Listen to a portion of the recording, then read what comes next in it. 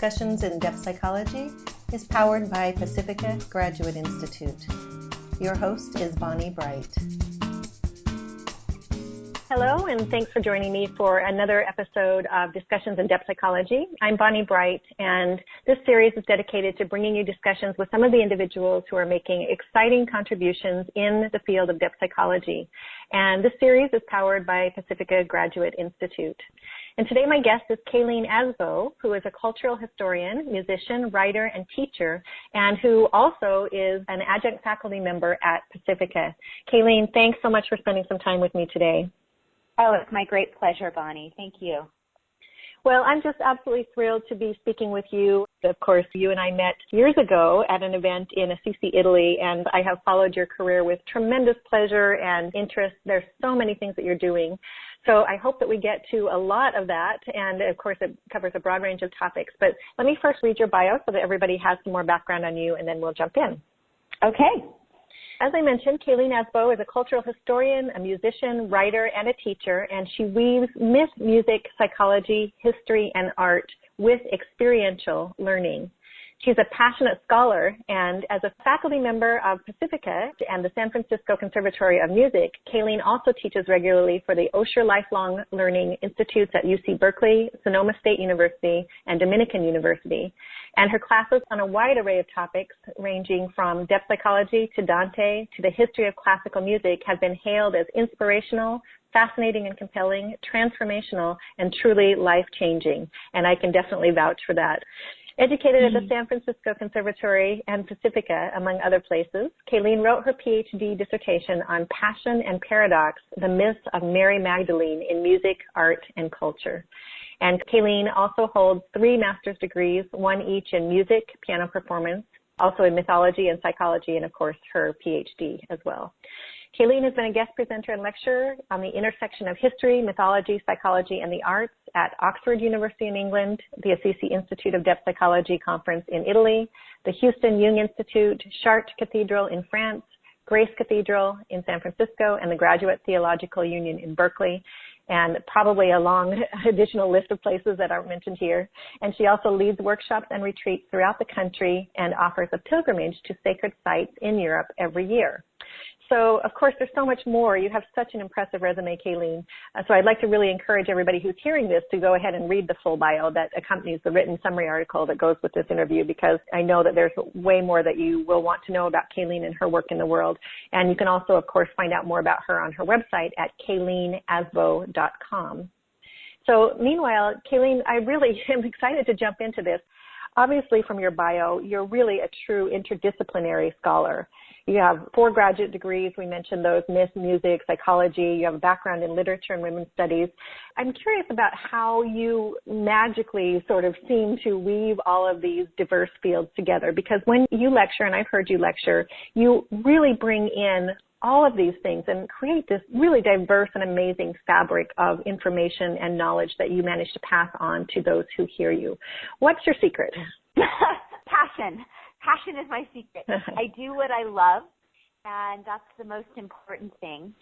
But I would say that for me, they're not separate disciplines at all. In many ways, I have what I think of as a medieval imagination that is inclined to see things in terms of a hidden wholeness.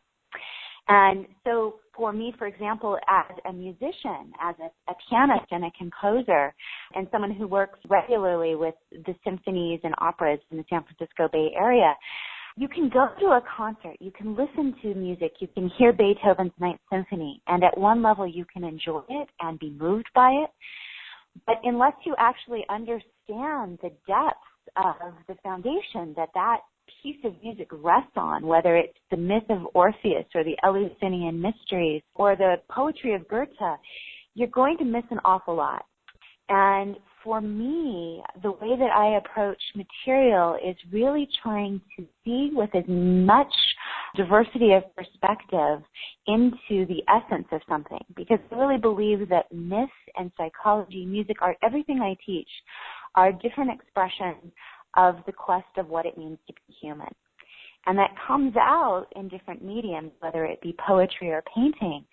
But essentially what's being expressed is that universal human journey. And so the more that you can know about all of these different fields, the more depth it brings to your own awareness, experience, and experiential connection to the material. So similarly, in mythology classes, I can't imagine anymore teaching about Apollo or Dionysus without people having a visceral experience of what the different modes and music of those two gods is. It just becomes so much fuller and so much richer. That's just so beautiful. I really love your use of the expression medieval imagination, and of course I want to follow up on that in just a moment, but the introduction of music into this is something that I picked up and speaks to me so profoundly. I'm not necessarily a musician myself, but I can say, as probably many of us can, that music really is something that opens the portal to a completely different dimension. And so when you talk about how all of these things are interconnected and how each one of these different disciplines really opens us up to understanding more about what it means to be human, I often find that I turn to music to kind of find my own balance, I guess, when I am maybe struggling with something or when I just want to sort of bring myself back into the present moment or even to get insights on different things. And so as an accomplished musician, I've heard you play and you play obviously with some pretty major organizations as well. I'm curious how you actually became interested in music in the first place and how long you've been playing and making music yourself. Well, music was really my first love. I actually had a dream when I was 3 years old that I was making my way towards the piano, and if I didn't touch the piano, I would die. That's how deep it is inside of me. And I think at some level it was true that music was my lifeline throughout my childhood. So as a youth, I was actually training to be a concert pianist, and I had soloed with my first orchestra when I was 12 and continued to solo in piano concertos with 5 different orchestras in Santa Barbara until I was paralyzed at the age of 18. Like many musicians, there's a whole system of stress that emerges, and many musicians are crippled actually by overuse and overpractice. So when that happened to me at the age of 18, I really had to find a new reason to live. And my second loves were poetry and Carl Jung. I had discovered Jungian depth psychology as a 16-year-old reading his collected works. And so I threw myself in that direction, but my love of music never left. At this point in my life, I can say that the twists and turns in the labyrinth of life are such that it's made it far richer, because if I hadn't done that, if I had stayed in the narrow band of just practicing the works of Bach and Mozart and Beethoven, I wouldn't have been led to connect it in the way that I have with these profound cultural, historical backgrounds and the mythic studies that I think makes the experience of the music far richer and deeper, both for me and I think as well for the audience listening. And you mentioned about how music does something to you and communicates in a very different way. It is true that music is one of the very few things that actually speaks to both our left and right hemispheres, and it can balance the brain in a time of tension and crisis and stress. And certainly the ancient Greeks knew, Plato and Aristotle talked about that music was never really intended to be entertainment. It actually shapes the moral character of the universe. So I've really come to embrace this Pythagorean idea of music as being one of the ways that the divine pattern of the cosmos is most perceptible, and it can communicate so directly. We all know the experience of hearing a piece of music and having it go straight to our hearts and having tears spring up in almost bypassing the rational mind. And yet, ironically, at the same time, it is one of the most sophisticated forms of abstract thought, and embedded within it are all kinds of ways of connecting to the deepest philosophical, even ethical traditions. And so to bring that together with story and image, and then the question inside of what does this music do to you? Where does that lead you? What are the images that arise in response to this music? For me, that's part of the quest, because I do see that music is a transcendent element that binds people together across time, across cultures, across any of the other things that tend to divide us, we can find that common meeting ground. And it truly can be a vehicle of transformation, as the Greeks well knew. I love that. It's just so powerful to think about it. And of course, it's funny, I have to share a little story with our listeners, and that is that when you and I met and actually had our first conversation, as I mentioned many years ago, I was telling you about music and how I had attended a concert that included songs from the Black Madonna, which was really powerful for me and had opened up kind of this whole amazing unfolding vision in the midst of this music in this concert hall where we were attending. And you said, oh, that was me. I was the one who put that on. And it was just such an interesting synchronicity. And I mean, that was one of the most powerful kind of opening events that I can look back to in my life, particularly. I had just discovered depth psychology at that point in time, and so it was really meaningful to me. And so it's just such a beautiful example, I think, of how music is a visceral experience, as you mentioned, and how bringing that to other aspects of our life can just be so, so powerful. So a really interesting experience there. Now, you also had mentioned, I love this term, the labyrinth of life, when you were talking about how music can help balance this. And of course, I know you've led a lot of labyrinth work, and particularly you've been to Chartres, which is one of my favorite places in France, the cathedral there. And so that brings me to another question, and that is, you really seem to have a pretty amazing career. It seems like a really glamorous undertaking to lead pilgrimages all over the world, which is something that you do. I know every summer I'm on your newsletter list and I get these reports of where you're going and what you're doing, and it's just so exciting. And I'm wondering, is this a career that you planned for? How did this end up happening? No. Yes, there was definitely no want ad in the newspaper that said seeking pilgrimage leader.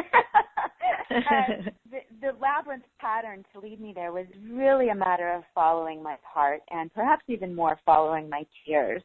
I think the wisest spiritual advice I've ever gotten was from an African nun who I met in France, in Cluny. I was going to visit this tiny ecumenical village called Thésée, where they sing and chant, and she asked me, she said, "Why are you here?" And I said, "I don't know. I just know that there's this one song, and it makes me cry, and I have to find out more about it." And she said, vous êtes une Madeleine. You are a Magdalene. You must follow your tears. And I've really found that advice to be profoundly helpful and very wise, that we all have those moments that we can't explain with our rational mind. We are compelled to do something. And for me, going on pilgrimage, going to Chartres, all of these courses of study that I've done, sometimes rather obsessively, has been a matter of really following where my heart has been plucked. And so from the outside, they might seem like they have nothing to do with each other. Pythagoras and Beethoven and Glastonbury and the Holy Grail and Chartres Cathedral and Peter Abelard and Eloise. What in the world could those things have to do with Dante, for example, or Camille Claudel? But what I've found in the course of my life is if I keep following that thread, that is like Ariadne's clue that leads me through. And the labyrinth is such a profound metaphor, because if you look at the Chartres labyrinth pattern, what you'll see is that there are all these twists and turns. And there are actually moments where you feel like, aha, I'm about ready to go into the center. And then you spiral way off on the outside in what seems like you're off course. But if you keep following that thread, you do find yourself in the very center. And that has been my career. It has been very interesting and very surprising, for example, that what got me hired by the San Francisco Opera was not my knowledge of music initially, it was my knowledge of Mary Magdalene. What got me hired to teach music history through the Santa Rosa Symphony was my connection to the story of Orpheus and how that informed Beethoven, not because I was the world's greatest concert pianist. And it goes both directions. I think that all of these different fields have come together out of this burning passion and love to create something that's really unique. And I do believe that we're living in an age right now where pure information is so readily accessible on the internet. There are more great books than any of us will ever be able to read. So the real careers for the future, the exciting careers of the future, are going to come not from this narrow pursuit of one domain, but by making the unexpected intuitive leaps between disciplines. And this is why I think it's a very exciting time to be living in. You know, the Age of Enlightenment was all about reductionism and rationalism and getting narrower and narrower. And so you ended up, as T.S. Eliot said, you know, how shall I begin to spit out the days and my ways when I am pinned and wriggling on the wall? And I think by following what our heart bids us to do, our passions of the mind, but also those places where our heart really responds, will be led to those unexpected places of insight. And that's really where I think the frontier of wisdom lies, because it moves from being information to being inspiration. And I think that that's what people get when they come to the classes, is they get this sense of, oh my goodness, the world is connected in a far deeper and more profound way than I ever imagined. And I have kinship across the centuries and across disciplines in ways that I could never have guessed. And that's both a very inspiring idea, and I think it's also a very consoling, emotional experience to realize, oh my gosh, that painting of Raphael, that is a layering of history that touches me too, that has all these ways to communicate. And so following what I love, even though at times it seemed absurd and ridiculous. My former father-in-law once looked at me and rolled his eyes as only an engineer would and said, "What degree are you getting this time?" But eventually even he became a convert, and he comes to my lectures now and he chortles with glee. And I think that's it. It's following your passion and following the very depths of where it might lead you. And for me, that's made all the difference in the world between having a career that is so-so, you know, where I'm in one institution and maybe enjoying that teaching, and in a career that really lights me up, where I do, in fact, travel the world for 3 months a year, gathering research, putting it together, and then sharing it with now friends all across the planet. It's so inspiring to hear you describe it that way. And, of course, it's one reason that I really love depth psychology, because I think that Jung, of course, as one of the prime founders of depth psychology, really wanted to make it an interdisciplinary science. And he tried very hard to do that, and with varying degrees of success, one might argue. But I think that today's depth psychology, particularly, I have to say, the way that Pacifica teaches it, is very much interdisciplinary. And when people ask me what depth psychology is, I often have a pretty broad response to that. You know, there's a lot of topics that fall under the umbrella of depth psychology for me, including the arts and the humanities. And, of course, maybe not everybody would agree with that, but I think that that's one of the most powerful aspects of what I consider depth psychology to be. So it makes absolute sense to me that you would get a degree in all of the different things that you have done, and also that you would end up teaching at Pacifica, which is really wonderful. I wanted to go back for a moment, though, and talk about your dissertation, because your dissertation at Pacifica for your doctorate degree was on the myths of Mary Magdalene throughout art, music, and culture, as we were just discussing. I've heard a lot about Mary Magdalene lately, and I know that leading pilgrimages is probably a very wonderful way to access some of her life and inspiration. Why do you think, what is it that is causing the figure or the icon of Mary Magdalene to be so much at the forefront right now? I think that one of the things that she holds for us is encapsulated in this word that's used to describe her in some of the so-called Gnostic texts of Nag Hammadi. She's described as anthropos, and my favorite translation of that word is fully human. And so as an archetypal figure, what she offers to us right now at this particular time is this tremendously deep capacity to go between worlds. On the one hand, all of the canonical texts are unanimous in depicting her as the person who is able to stand at the foot of the cross and witness suffering and pain and death and sorrow. And simultaneously, they also depict her as the person who arrives on Easter morning, who is able to see with eyes awakened to possibility new life, even though it doesn't appear in the way that she might have expected it. And at a mythic level, I think that's what we're being invited to do in this particular time, that there is so much grief and so much sorrow and so much suffering on this planet right now amongst people, nations, politically, environmentally. There is almost more sorrow than we can possibly bear. And yet she stands as this figure who is able to do just that, who is able to stay present with the suffering, to the very, very end. And equally importantly, to not close down her heart in either fear or despair. So for me, those two pieces, the Good Friday experience of suffering and the Easter Sunday experience of joy that new life has been possible where it was least imagined, that's an invitation for all of us.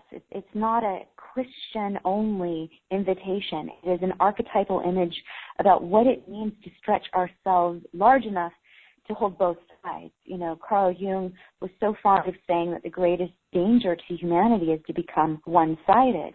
So to either only stay stuck in the suffering or to turn away from it and only embrace what is lighthearted, either one of those paths will lead to destruction. But we're really invited to do what my dear friend and mentor Francis Weller, who's a fabulous writer on grief, he talks about spiritual maturity in the tradition of William Blake being to hold both hands full. So one hand with the sorrows of the world and the other with gratitude and joy.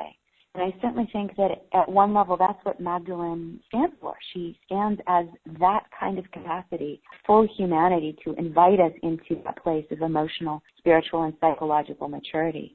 On the other hand, I think she also stands as a fully human woman. And one of the things I was fascinated to discover in my own research is that if you look at all of the myths as being equally valid, and you trace them from the very beginning of the first centuries of Christianity up through the Da Vinci Code and the Expected One and many of those modern novels, we find that Mary Magdalene holds a rather unique place psychologically. Jung's collaborator and lover and confidant Tony Wolfe talked about there being 4 dimensions of the feminine. There is mother, there is the hetaira or the lover, there is the Amazon, and there is the mystic. And what I was fascinated to discover is that over time, Magdalene has held all of those, both in art and in music and in liturgy and prayers, what she is the patron saint of at different times and for different people, what she represented covers the entire gamut of that trajectory of the psychological typology that Tony Wolfe articulates. So we are yearning right now for images of wholeness. And I think that's one of the things that Magdalene offers us. Even those stories about her that were untrue historically about being the penitent prostitute, which was really a fiction that emerged in the 6th century, even that misinformation also holds this psychological wholeness that says you don't have to separate the sexual and the spiritual, they can coexist. And I certainly know that that is a profound yearning in our time for so many people. How do I move in the world as a physical, sexual human being and have the transcendent function activated in a profoundly spiritual way? And I think there's much about Magdalene that guides us in a direction that's really healing and whole-making. That's such a profound way to describe her. And of course, I'm sure, the work of doing a dissertation, there's so much depth and dimension that comes out of that. It's probably very hard to summarize in such a short time, even a modicum of what you discovered and learned about her. But I really love the idea that she is fully human. And in some ways, I think then as an archetypal image, she actually serves as sort of a map for all of us, not just women either, but for all of us to be able to locate ourselves within her and to receive some guidance as far as how we are living out our lives. Absolutely. And so what we're continuing to see sort of echoes and waves of what I call invitations into Magdalenian spirituality all around the world. And some of that can happen in a pilgrimage journey or through reading, or I offer an online series called 22 Days of Magdalene, with each day is a collection of images, poems, and prayers and stories of different faces of her. But I'm also going to be really intrigued to find out what happens this spring, because the director of the film Lion, his second feature is called Mary Magdalene. And I've got my fingers crossed that this one might actually offer the image of her as this fully formed, psychologically deep, spiritually mature human being. Because, we so need those images, male and female alike. We need those images of wholeness. Mm-hmm. Yeah, particularly as you mentioned. I mean, there's so much suffering that's going on, and this kind of an archetypal image can be such a profound lighthouse for so many people in the world who are suffering and who are just looking for ways that they can become more whole themselves. And I think even people who don't know that that's what they're looking for are still looking for that. And so I hope that you're right and that her archetypal image will continue to grow in the world. And of course, you're doing so much to enable that as well. So I'm really grateful for that work that you're doing. The other thing about Magdalene that's so allied with the tradition of depth psychology and why I think so many Pacifica students are drawn to her is that if one turns to some of the early Christian texts that didn't make it into the Bible but were the non-canonical texts, she is so often described as this figure of profound wisdom, an embodiment of Sophia. And in so many of the texts that are associated with her, like the Gospel of Mary, the text that is written in her name, it says, don't look for the answers outside, for it is within you that the child of true humanity dwells. Beware of those who say, here it is, or there it is, for it is within you, that you will find those answers. And I think that is this invitation that Pacifica offers its students so beautifully to do the outer scholarship, but simultaneously to connect it with the inner depths. And I really believe with Carl Jung that is what will make a difference in our world, and it will be the healing of our planet, is if enough people do the inner work. So Magdalene stands as this figure of towering presence who invites us to also have the courage to look within. Yes, and that goes along so well with what you had mentioned earlier, and that is just the fact that, when one is grieving, and there's so much to suffer through and to grieve about these days, it seems like it kind of is coming at us from all sides. And there seems to be a certain kind of speeding up, too, of this, and maybe it's just the media that is making it seem so because we have so much more access, but maybe also we are living in something of what some people might call dark times. And so it's so important for us to be able to hold that grief and that concern and that worry and not just go flipping off into chaos like we're so wont to do as humans. I think that's a very natural human thing to do. But to be able to stay with it and to hold it, as you talked about, and to really be witnesses through whatever is happening to us so that we can actually maintain our ground and stay with that and be able to then somehow transform it. If you haven't done that inner work, it just isn't going to happen, right? I mean, that's such a critical piece of being able to help others is by helping yourself first. Absolutely. And I think this is also where Pacifica plays a wonderful role in the world, because we can actually come here and study things that give us maps for the journey. I'm thinking now particularly of alchemy and the alchemical journey that begins with fire and disaster and the Negredo stage where everything falls apart. And to realize that if you have the awareness, there are these time-honored traditions that can say, well, this is where you are on the journey. It can help you stay with it much longer. I'm thinking now, I live in Sonoma County that has just been absolutely ravaged by wildfires. And one of the ways that I've been coping is to be part of offering grief rituals and labyrinth walks. And one of the things that emerged out of that was in the grief ritual, the comment was made by a psychotherapist that in the face of so much grief, which seems like there's a continual bombardment, there really is, one catastrophe after another following so closely on its heels, that we just had the hurricanes, and then the next week was the shooting in Las Vegas, and the next week was the deadliest fire California has ever known. And those were every week. It was like something new and catastrophic was happening. And the psychotherapist made the comment that, the greatest temptation is either going to be towards amnesia or anesthesia. We will either we'll forget who we are, we'll forget the ways to find our way out, or we will simply go numb. And then, of course, there is that third way where people will act out and start attacking out of fear. So the combination of being able to have access to this profound library of world wisdom, of learning, whether it is African diaspora traditions and rituals that happen in those lands, or the alchemical pathway, or the mythological framework, or the courses in dream work that Jung inspires at Pacifica, all of those become ways to help us find our way out of the chaos And then when we can connect that, not just as an academic exercise, but really connect to our own life, our own experience, our own emotions, and our own process, well, then we have something that really can help guide us through these times and initiate us into being people who can also help hold the grief of others and the grief of our world and act in ways that are creative and transformational. And that, I believe, with every fiber in my being, is our world desperately, desperately needs right now. And I think that Pacifica is holding up a beacon to say, here are a few tools for you to become that kind of person and for you to do this kind of work in the world. Not in a prescribed way where you can go and know that you'll immediately get a job as X, Y, or Z, but as a way that will equip you with the capacity and the imagination to meet the profound tragedies and challenges that are on the very threshold of our world right now. So beautifully said, and I so believe that as well.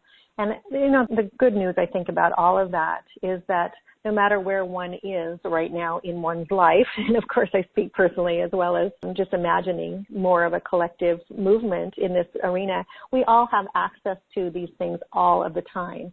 You know, it's not necessarily that you have to do something formal starting tomorrow, but every one of us has access to amazing literature, to beautiful music, to poetry, to mythology, and sometimes just like making the move to open a book can be the first step that will put us on that pathway toward more of a ritual or more of a symbolic life, as Jung liked to refer to it. And that then gives us, in turn, the access to transform that from information to inspiration, as you so clearly and beautifully put it. Yes, in many ways, you know, I think Charles Dickens may have been speaking about every age when he said it's the best of times and the worst of times.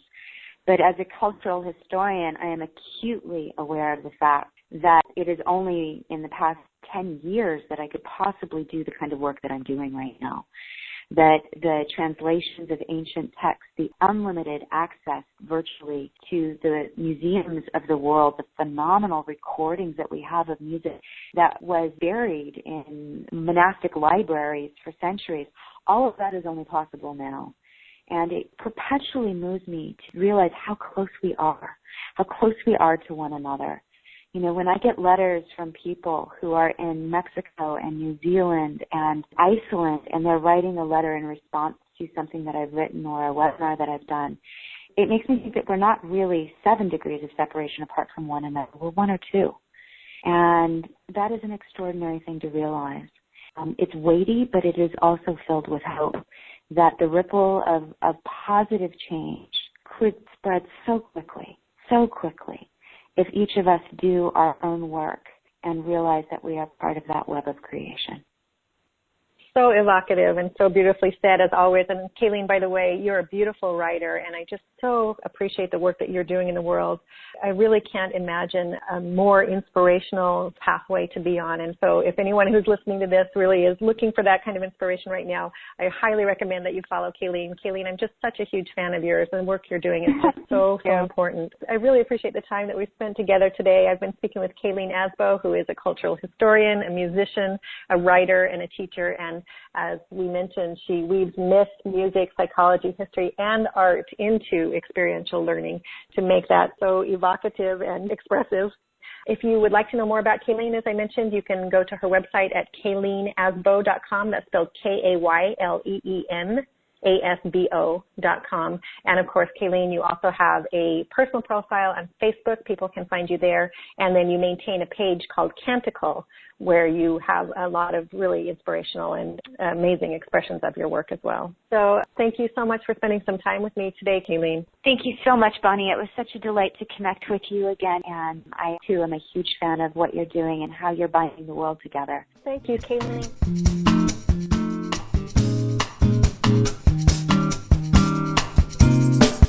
You've been listening to Discussions in Depth Psychology, powered by Pacifica Graduate Institute with host Bonnie Bright. Learn more at pacificapost.com or at pacifica.edu.